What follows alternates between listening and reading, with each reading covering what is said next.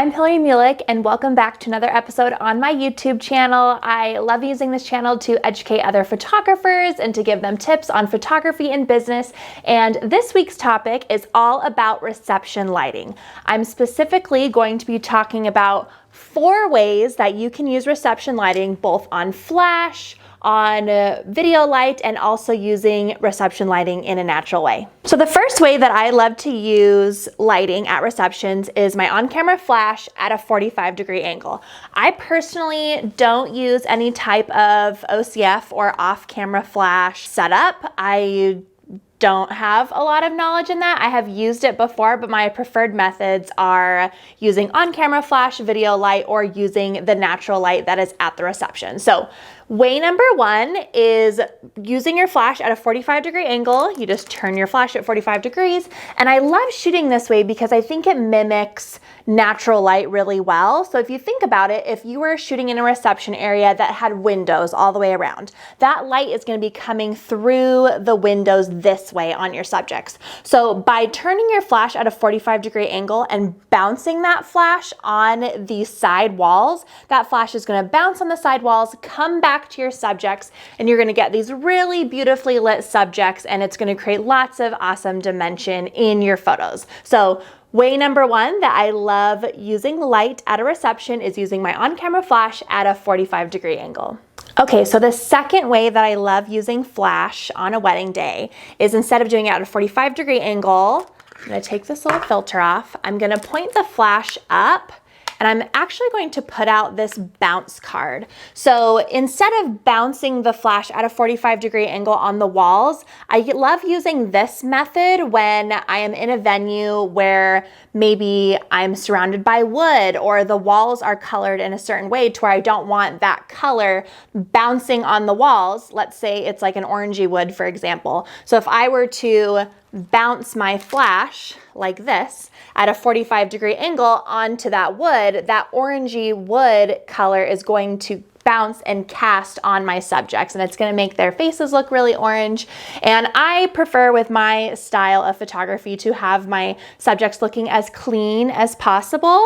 So what I like to do in those situations where if the venue walls aren't necessarily ideal for bouncing, or if I'm outside under the stars and there's nothing to bounce off of at all, I will use this method where I'll point my flash directly up and then I will bring my white bounce card up. So what's happening here is the flash is going to go off and it's going to bounce on this white card and bounce directly onto my subjects. This is better, in my opinion, than pointing the flash directly at them. I think that can look really harsh, whereas this just creates a little bit more filtered light. It's a little bit softer, but you still get that flash that is bouncing from the card onto your subjects. The third way that I love using light at a reception is with a video light. I have this video light here. It's got a dial to turn on the light, and then it's got a dial to make the light cooler looking or warmer looking, so it adjusts the temperature back here.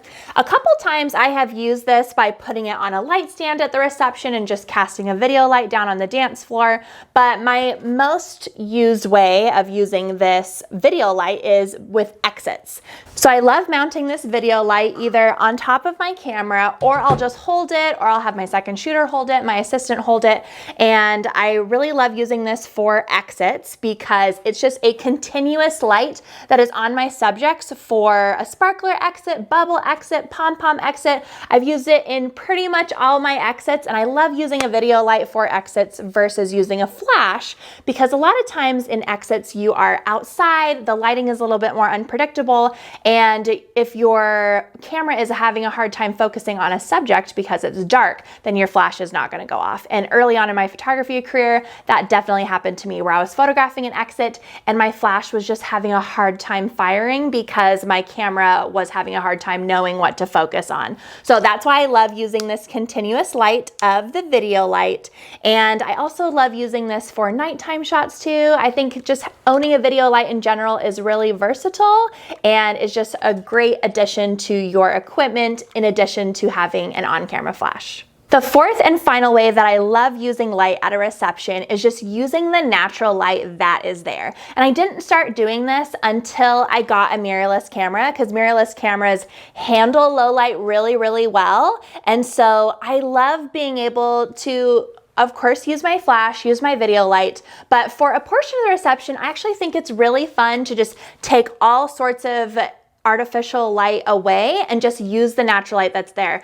You can use the DJ lights, you can use just whatever candle light is there. And I just think it creates a really cool mood for your photos, and it just gives your reception photos a little bit more variety by just using the natural light that is there. And again, I found that most easiest to do once I got my mirrorless camera, because mirrorless cameras handle low light really well, and I have really loved my results of using natural light at a reception with my mirrorless camera.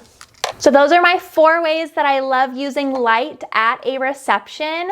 Before I let you guys go, I wanted to let you know that I do have a free download. It's my pre-wedding questionnaire. So 4 months before a wedding, I send all of my couples this pre-wedding questionnaire. Has over 60 questions on it, and it's able to give me a good amount of detail for my photography timeline and just things that are really important to them, family photos.